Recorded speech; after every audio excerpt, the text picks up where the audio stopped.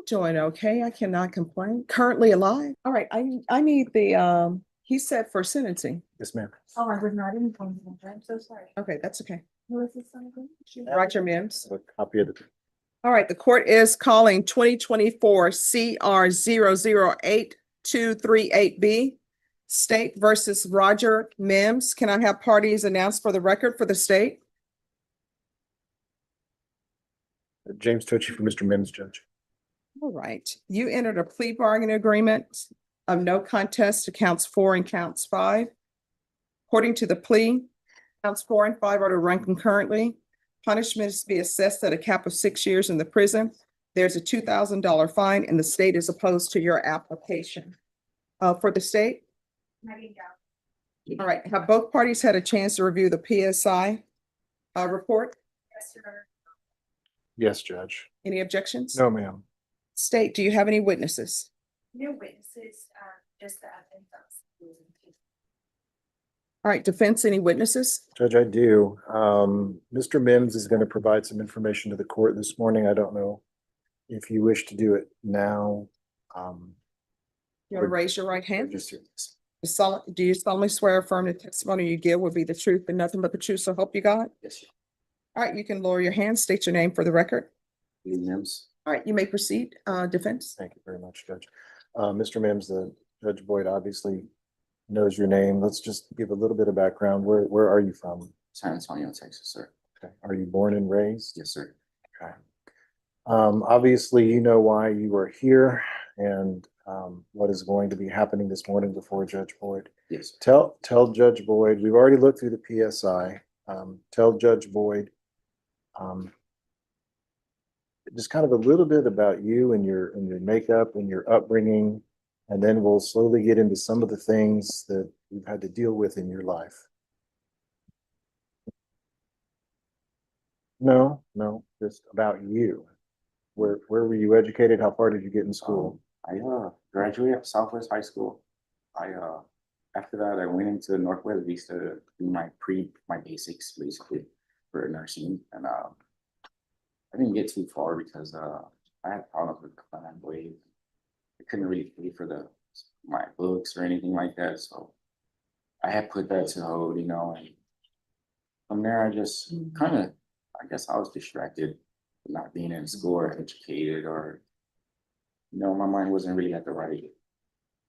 I've been through a lot of stuff, and just really couldn't really like get to where I wanted to be because of my stupidity and just the way kind of I was living. And I take full responsibility for my actions and wherever I've led up to and how I led up to. So Let me stop you real quick. How old are you, Ryan? I'm 30 years old, sir. Did you graduate from high school? Yes, sir, I did. Did you ever go to college? Yes, sir. Northwest Vista and Southern Careers, sorry. Did you ever finish or complete or receive any certifications or degrees? No, I didn't get to. Do you have children? No, sir. Now in the PSI, it details some of the things in the past that are part of your criminal background. We've gone over those. Yes, sir. You have been on felony probation before, correct? Yes, sir. You were able to. I'm sure the state will ask you some questions about that. Let's kind of move a little bit into this area. So there is a co-defendant that's part of this case that has already been before Judge Boyd. Her name is Tiffany Vasquez, I believe. When did you meet her? I had met her from high school. I didn't really know her like that. Like 2023, yeah. I want to say like 2020 or 2023.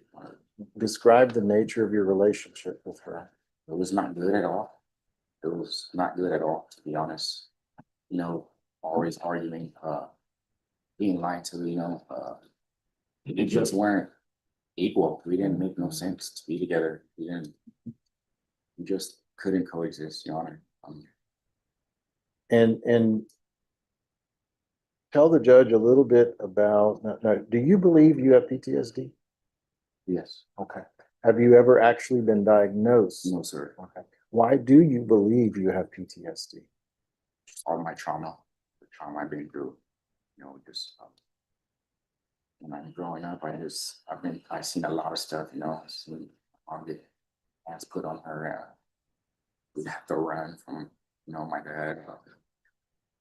Like I've seen a lot of death in my family, some friends passing, you know.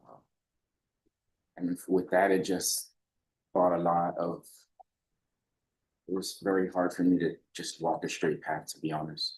It was really something in my mind I could never think straight. Like, Were you exposed to violence when you were in your teen and I want to say Grow- I was growing- around people that were not good for me, to be Okay. honest. Yes, I'm going to show you a picture, Roger. I've already shared it with the prosecutors. Do you recognize that? yes, that's me. Okay.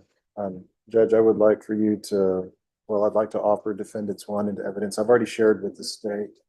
And I could share it with the court. What is Judge Boyd looking at in this picture, Roger? From me on life support, When was that?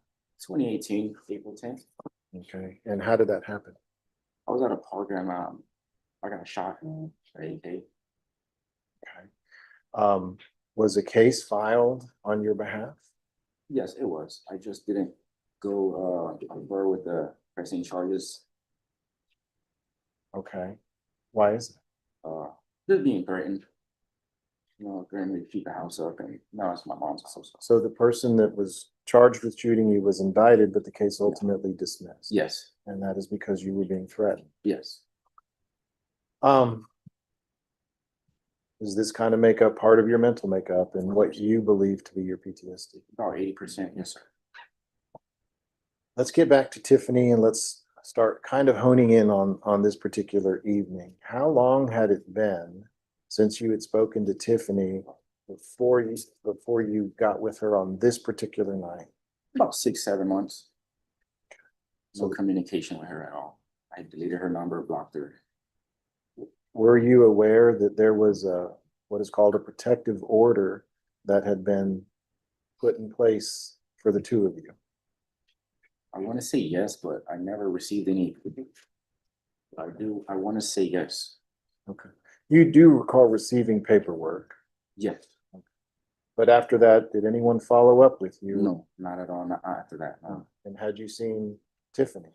No, I haven't. Only on that date. Why were you with her on this night? She actually called me from a Text Me Now app and begged me to if I could take a ride with her. Basically, you know, try to talk to her and stuff, but it led up to being a whole nother ball game. It was way out of what she told me it was gonna be, and it led to that. So you went with her. Yes, sir. That was a mistake. Very. Did you know where you were going or the purpose of her bringing you? No, I didn't. She told me that it was her baby daddy's girlfriend or something like that. And that if I could she was gonna talk to her, and so I jumped in a car, you know.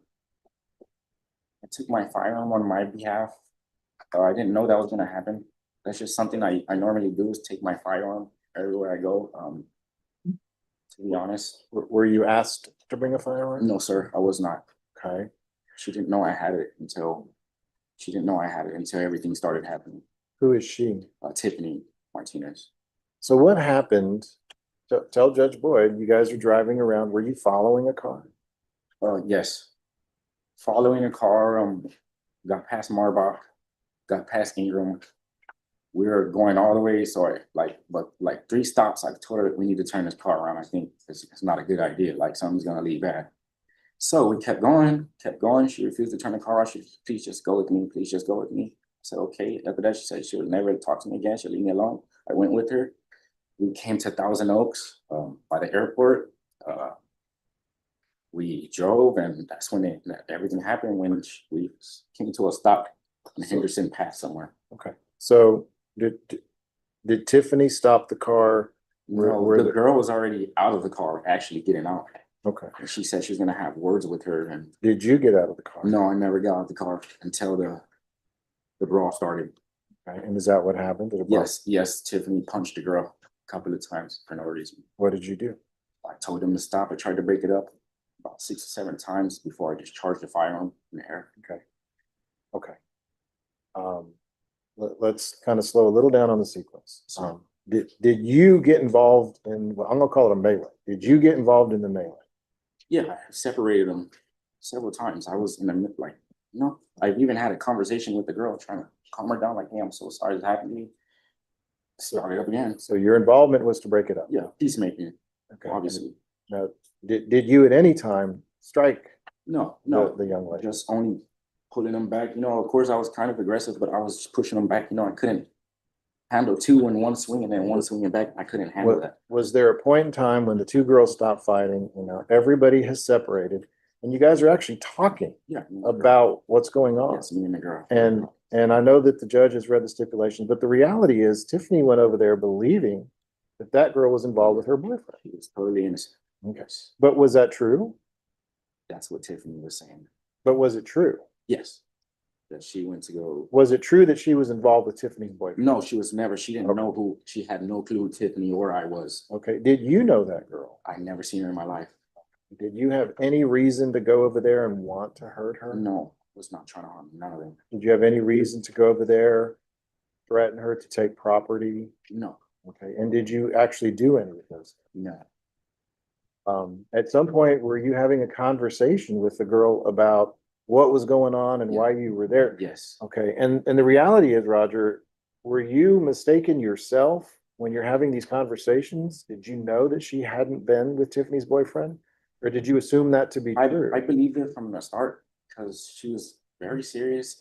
She showed her a picture to Tiffany of who her dating daddy or who she was dating was. Right. She was very honest. I believed her 100%. Like, she didn't have no clue who Tiffany or I was. She did not know us. She didn't know what was going on. She was very lost. Did there come a point in time when the two girls started fighting again? Yes. And again, to be clear, that was the two girls. You were not fighting No. with the young lady. No, at this point, I was standing by the car as they were brawling. What did you do at that point? So at this point, that's when belongings started getting taken, and stopped the fight. Obviously, gave the girl her purse back because obviously she snatched the purse and the phone. I was looking for the phone. I was looking for the girl's glasses, Tiffany's glasses. Obviously, trying to find everybody's stuff. As I'm looking for the glasses, they're in the street fighting again. You know what I mean? At this point, I got the purse. I put the purse right there on the thing. Tiffany grabbed the purse, threw it in the car. Phone, took it in the car. You know what I mean? So at some point, there was a gun Yes, that was taken out. yes, my gun. And what was the purpose of that? I was scared him and I shot it and I told him, I warned him, like, hey, I'm gonna shoot the gun in the air if y'all don't stop. That's exactly the words I said. And I let it off. I let the firearm go. They stopped fighting. And the girl took a picture of the license plate and Tiffany snatched the phone. Did you take any of her property? No. Did her phone end up in the car you were The in? phone was in Tiffany's lap. Okay, and that's because Tiffany. She took the phone. Okay. Now that we're 2 years away from all that, we've talked about this kind of looking back on that situation. I mean, how do you feel about that girl in particular and what happened? She didn't deserve it. She was innocent. I feel very bad for her to this day. I feel very bad. Like, just imagine somebody just running up on you, trying to get home. You don't know who these people are. You can possibly get hurt. You don't know. Like, yes, I'm very sorry for what happened to her. Okay. She did not deserve it. Now, you and I know from reading the police reports and watching what she told the police, you know that she told the police that she believes you were involved in part of the assault, right? Yes. Okay. Did you assault her? No, I was only pulling her off of Tiffany. Since that incident, obviously you haven't had been arrested for anything, correct? Yes. And then, Judge, I'd like for the court, or I'd like to offer defendants 1, 2, and 3 into evidence. If I may, I've already shared with the state. I don't believe they have objection to it. The court will accept into evidence defendants 1, 2, and 3. Who are the children depicted in these pictures, Roger? Those are my step boys. Okay. Now you're not married, but you No. have a serious relationship. Yes. Is it a healthy relationship? Very healthy. Is she here in court today? Yes, sir. Where these young men in the picture, where's their father? He's passed away. Okay. So they kind of look to you as a father Yes. figure at this point. They do. They didn't really get to know him like that. They didn't really get to know him. Okay. And do you feel kind of like their father? Yes, at this point, I'm 100%. I feel I take responsibility 100%. How they even grow up now. Yes, sir. Now, the judge has a big decision to make. She can put you on probation. She can also send you to prison. If she were to allow you on probation, do you feel that you could do the things that you need to do to be successful? 100%. Um,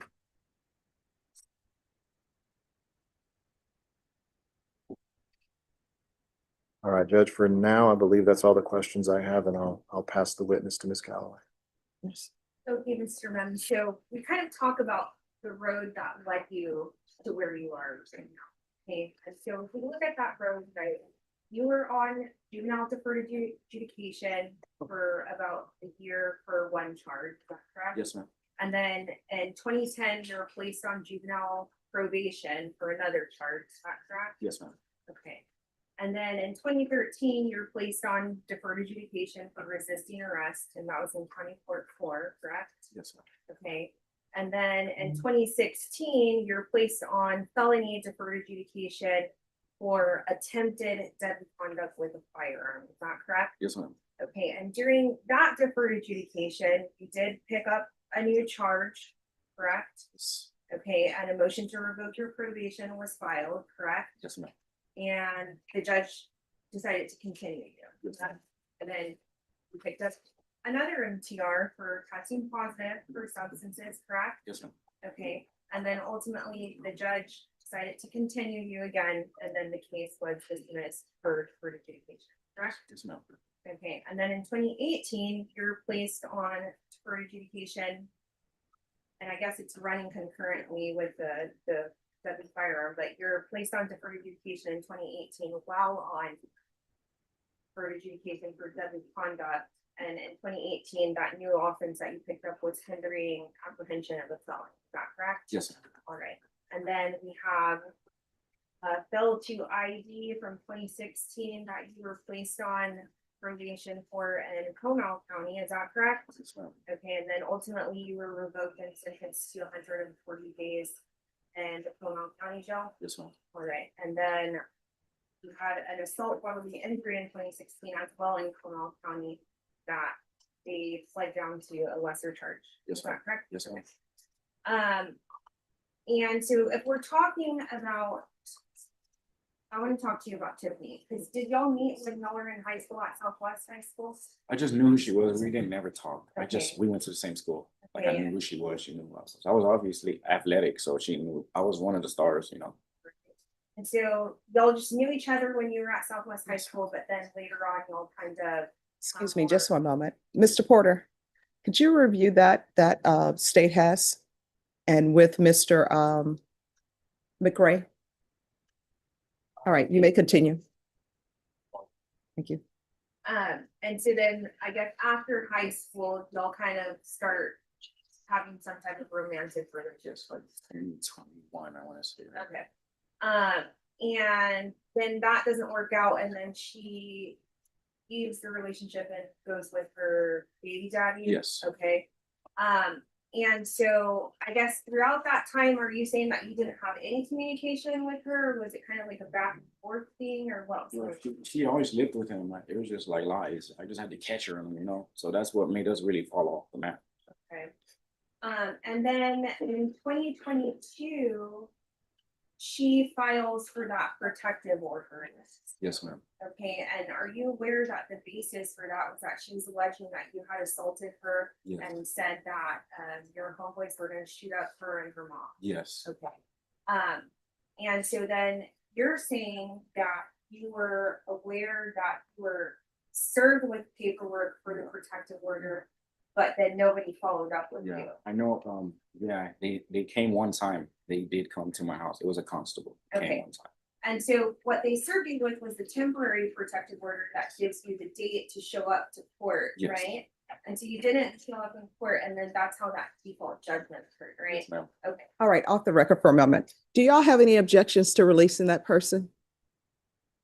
On the note, Did you open it and read it? Oh, I read this side.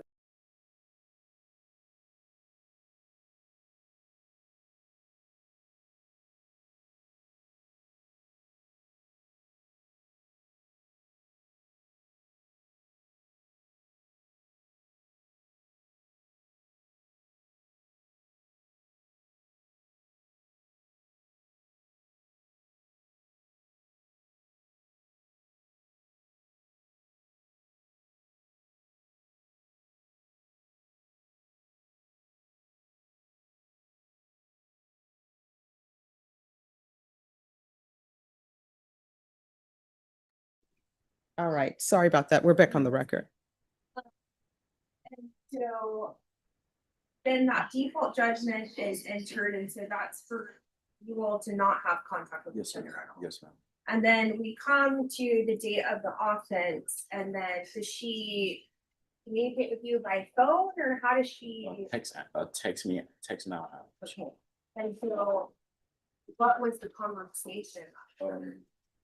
Asked me to come here. I don't remember. It was totally different from when I jumped in the car, just to come and talk with her. And then she let me know what was really going on as soon as I jumped in the car. Okay, so then she let you know once you're in the car that Santos, that's her big daddy, correct? That she suspected that he was messing around with another girl Yes. and that she wanted to go roll up on that girl, correct? Yes. Okay, and so she had what, a white motor vehicle at the time? It was a blue Taurus. Oh. Yeah, like a blue Taurus. Okay, and so she's driving the motor vehicle and you're in the passenger seat, correct? Yes. Okay, and then you have your firearm, correct? Yes. And so then she drives to Santos' house, and that's initially where she sees the girl, the victim in this case. I wasn't in the car at that time when she was doing all that. She had came to get me, and when we came to the light on Medina Base, that's when she saw the car and we followed the car. Okay, so you're aware that she testified, that's what she said? Yeah, of course. Okay, Yeah, of and that's course. not what the girl said? Yeah, I wasn't in, because I don't really.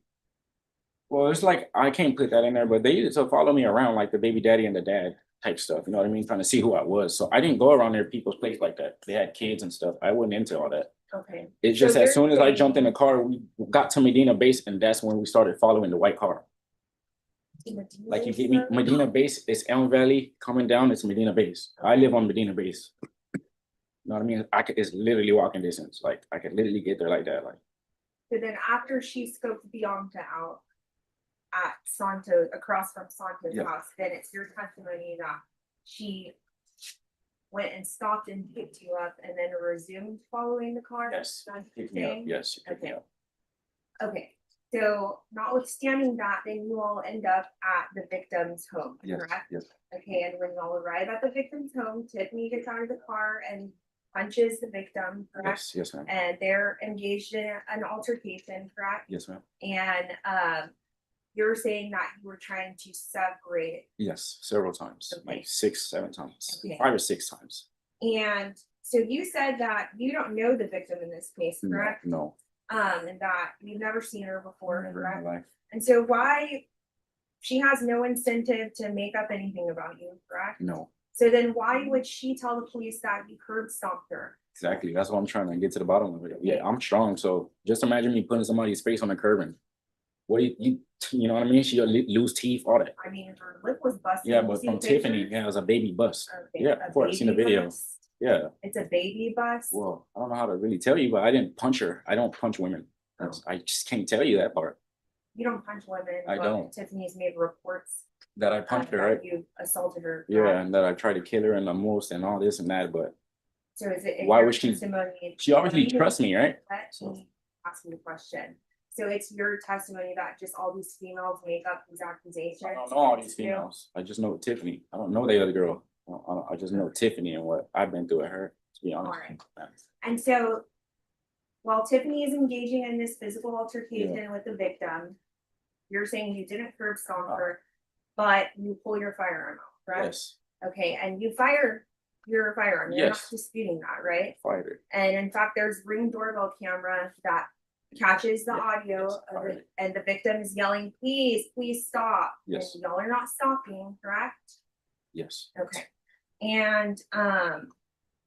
And then at that point, that's when the victim goes to try to take the picture of Tiffany's license plate, correct? Yes, ma'am. And then Tiffany snatches the phone from her, Yes, ma'am. and then y'all both get back in the motor vehicle and take off. No, they fought actually one more time in the street. Okay.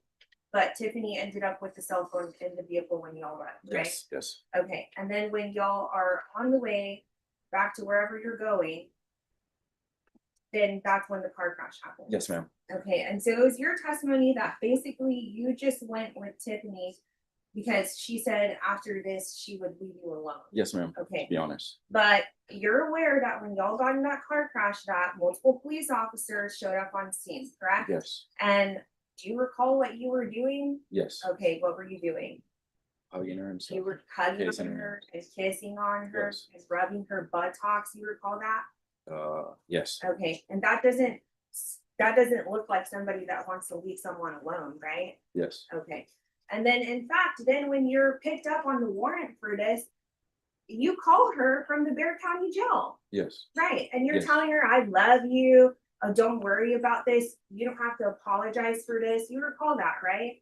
I told her I was gonna take accountability. Yes, yes, Okay. yes. Okay, and so how do you reconcile that with the fact that you're saying that you just went to never have contact with her again? Because I wasn't contacting her, she contacted me. No, I wasn't going out of my way to contact her no more, to be honest, no. I jumped in a car, made a dumb choice, very dumb choice, obviously. I blame myself, to be honest. I just really do. All right, and then you're currently residing with your mom, is that what you told PSI officer? Yes, ma'am. Okay, and your mom is another person that you talked to while you're in Bear County Jail, correct? Yes, And when you spoke with her, you had already known that the police were looking for you regarding what Yes, happened ma'am. with Tiffany, right? yes, of course, of Okay, course. and so you told her that you were anticipating to get picked up on this and that it really wasn't a big deal, right? For her Well, not to because I worry didn't- about it? Well, because I didn't do all the stuff y'all telling me I did, like curb stomping her and stuff. Yeah, of course, I was telling her that, of course. Okay, and then I guess you mentioned in the PSI too, but that your mom doesn't really like Tiffany. Never. She's got videos of her pulling up, making her leave. You know, my mom's a Jehovah's Witness, so all the stuff that I did out there. I never did it around my mom. No. Fair enough. And so then, when we look back at your probation that you were on in 2018, it looks like you had some problems with smoking marijuana. Yes, ma'am. Okay, Yeah. and so you've been on bond in this case, is that correct? Yes. Okay, and so you told the PSI officer that the last time that you used marijuana was in 2025. Is Yes. that correct? Yes. And that's while you were on bond for this case? I don't recall that. I just know I told her I was smoking 2025. And so I guess in the rendition that you gave of the facts to the PSI officer, basically what you said is that you were just trying to be a peacemaker. Yeah. Okay, and so, I mean, you described yourself as a big man, is that what you said? I mean, I know what's right and what's wrong. You know that I like from the gate when I had the conversation with the girl, I knew it wasn't right. Like, you know what I mean? I just But I turned think it up. what I'm getting at is like Tiffany and the victim in the case are both smaller than you. Yeah, right? of course, of Okay. course. And so it's your testimony that in trying to separate two small females, you and your size and stature, that you needed a firearm to do that? Well, they didn't.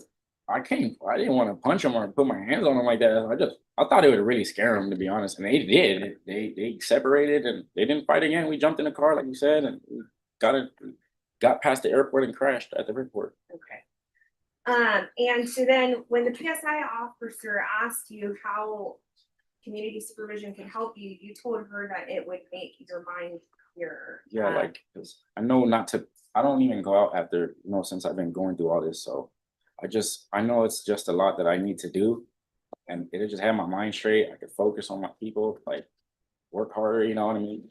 Don't make no dumb choices like that. That was dumb. I think the question is, like, did you not learn that on the other 5 probations that you've been on? Well,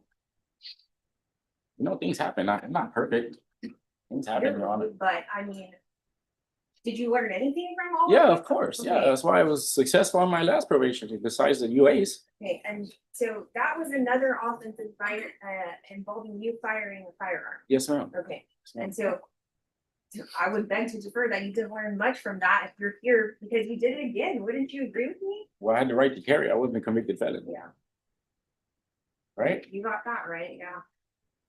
Now, in your probation in 2018, when the probation officer was monitoring you, they were monitoring your social media. Were you aware of that? Yes, ma'am. Okay, and so what they saw was that you were on Facebook Live smoking marijuana. Yes, ma'am. Were you doing that? Yes, ma'am. Okay, and that's while you're on probation. Yes, ma'am. And then it was also notated that you associate with multiple members of the criminal street gang blood, correct? My big brother, well, I don't want to put him out there, but it's not me. It's just my people. It's just people that you associate with Yeah, are members of criminal street. yes. We pass the witness. Any questions? No, no further questions, Judge.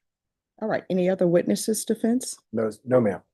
All right, the court will hear argument. State you're opposed. Judge. Patient to 6 years in prison. Mr. Tochi did negotiate a very advantageous deal for this defendant. However, the reason that the state is opposed to his applications is due to the criminal history that I've just discussed with the defendant, which includes multiple felony probations where he was on felony probation, picks up a new felony charge, and that judge decides to continue him. He's picking up motions to revoke for continuing to use illegal substances and is continued as well, which I think leads to the problem of why we're here today. And he did notate that he's not a convicted felon, but I would beg to argue or submit that had the court done the right thing back then, he would have been sent to prison and been prohibited from carrying firearms, because it is clear by his demeanor, the things that were stipulated to and stipulated evidence, that he does not have the comportment for somebody that needs to be carrying a firearm. Yes, ma'am. I'm not talking to him, I'm talking to the court, you can face forward. Judge, he's never been compliant with his previous probations, and then if we're looking at the facts, what it was that he went over there with somebody that's not even his girlfriend to go confront someone that Tiffany Martinez, who's already been sentenced to 6 years in prison, went to go confront this girl that she thought was messing around with the father of her children. And they follow her to her own residence, they ambush her and assault her, and then he pulls out a firearm and fires it and places her in immense fear. And in the PSI, she's also asking for this defendant to be sent to prison. And Judge, I just think that based on all the evidence that is before you, that I am asking you to deny his application and send him to 6 years of prison. All right, defense.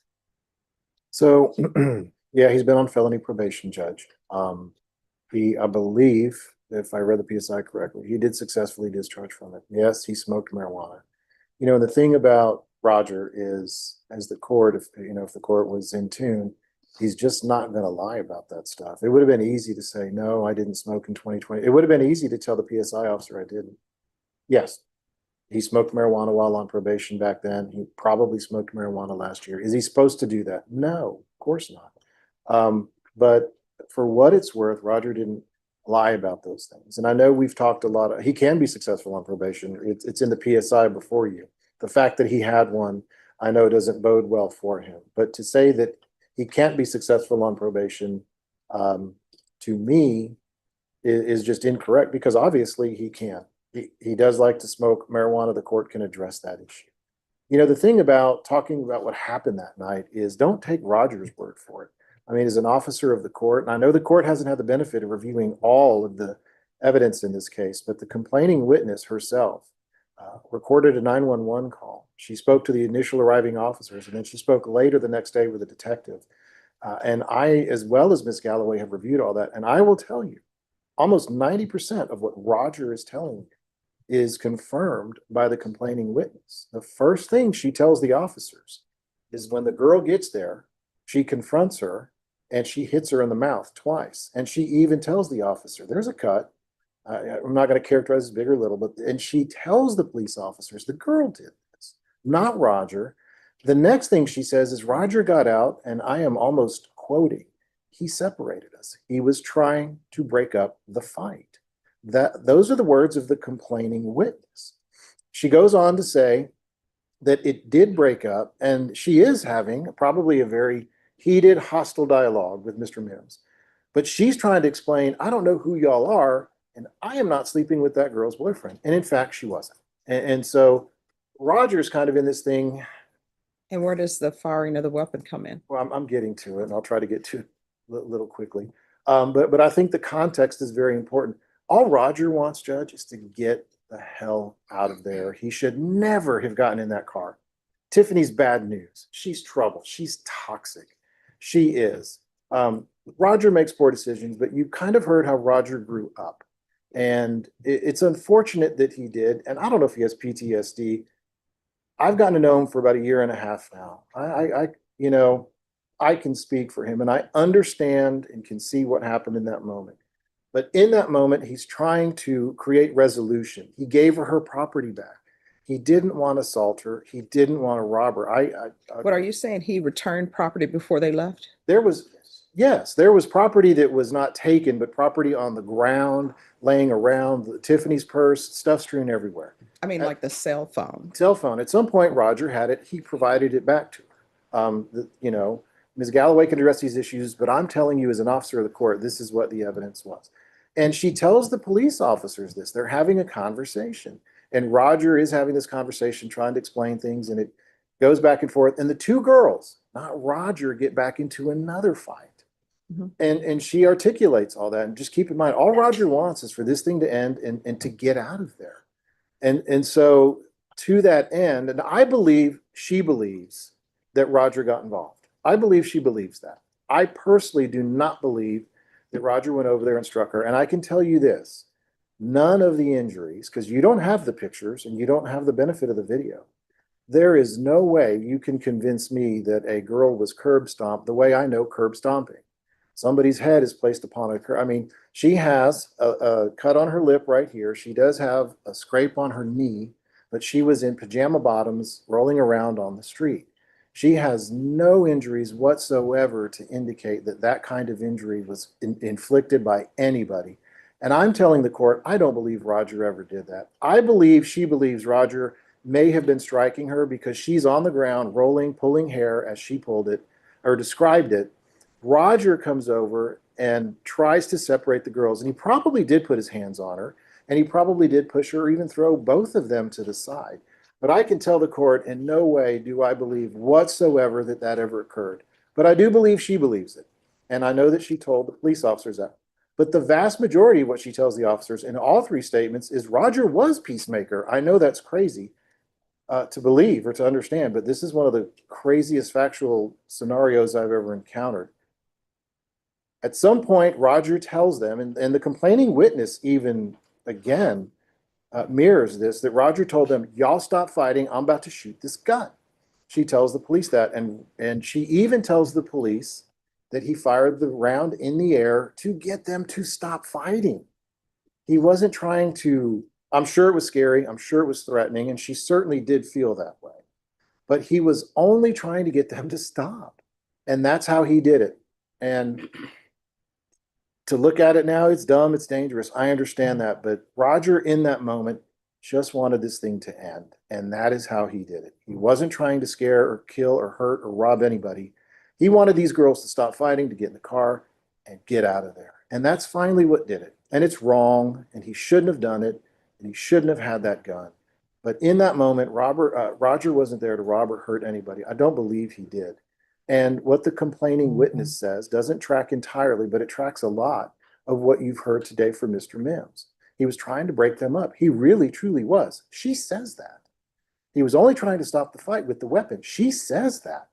And then they got out of there. In the aftermath of it all, I can't tell you, they had a big crash, a major crash. And Roger has blood streaming down his face.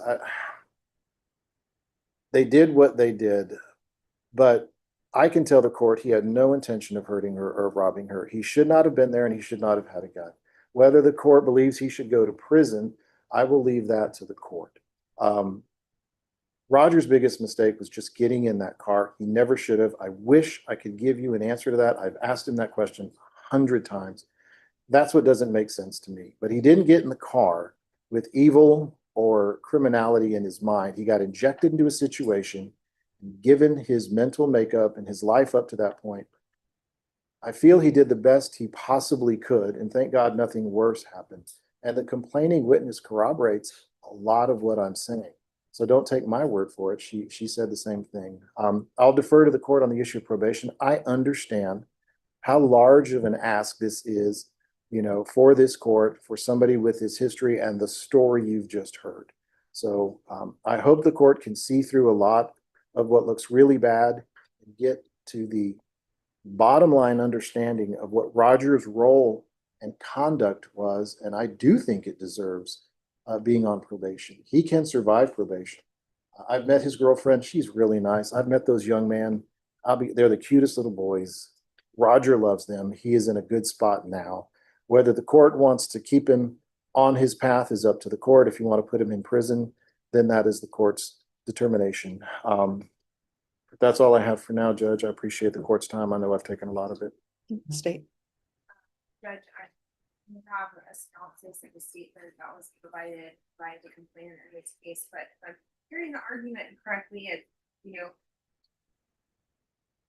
that he was trying to be the peacemaker, but I respectfully disagree with that. And if we're looking at the vacuum of him discharging the firearm, it's kind of like they're trying to make like a self-defense argument, kind of, but it was not a justified use of the firearm. They are the ones that are provoking the difficulty. They are the ones that went to the victim's home.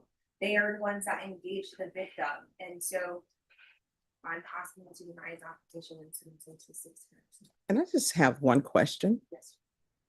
This accident that occurred afterward, was that due allegedly to speeding or something of that nature? And did that happen immediately after this? Right away from the location, I think what was told by the defendant and co-defendant to the police was that the brakes went out, is what was told. It would have happened a few miles away. I wouldn't say it was contemporaneous, but it happened over by the airport. The incident itself was a few miles from the airport. The Tiffany was driving. I don't know the reason for the accident. It was a pretty big one. I don't know if that helps or hurts, but full. No, I was just trying to, I don't figure know. that out. It was a few miles away. and I only asked because I believe defense in your argument, you brought up the accident. So I was just trying to figure out Yeah. the connection, if there is one, There- between this. I and the don't believe accident. I don't believe there really is any connectivity. And I'll be clear with the court that this is not self-defense at all. I know it's not. There are no defensive issues here. Okay, It's just what happened, Judge. all right. This is what the court is going to do. Counts 4 and 5 will run concurrently. The court will find the defendant guilty of counts 4 and counts 5. Does anyone wish to speak to the cap? Yes, if the court is contemplating a term, Judge, obviously I would ask for something in the lower range of the term. Again, I really truly believe I know Roger had no intent on hurting her or robbing her. Well, I mean, the lower range for this offense, I believe, is 5. Isn't this aggravated robbery? But he entered, he was. There. Could I see the paperwork again? I'm so sorry. I believe it's between 2 and 6, Judge. Yes, Judge, they're Oh. both. All right, thank you. I'm just trying to see what the police did.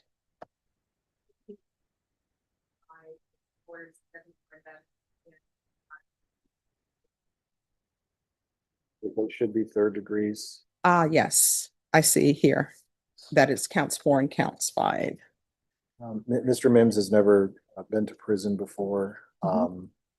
I do think he had a very, very different role than the co-defendant who you assessed a 6-year sentence for. I do believe that Roger did make considerable efforts to try to alleviate that horrible situation. And I do believe that does hopefully warrant some consideration from the court if you're going to assess a prison term. All right, and state you're asking for?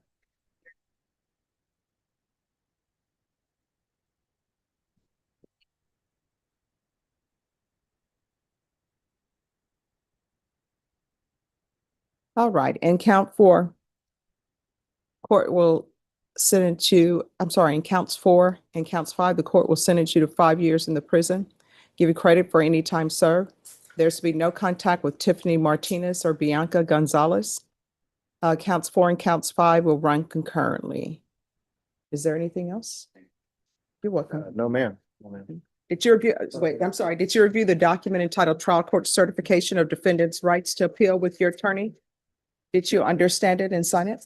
Because this is a plea bargain agreement, because I followed your plea bargain agreement, and because you waive your right to appeal, you do not have the court's permission to appeal. Because this is a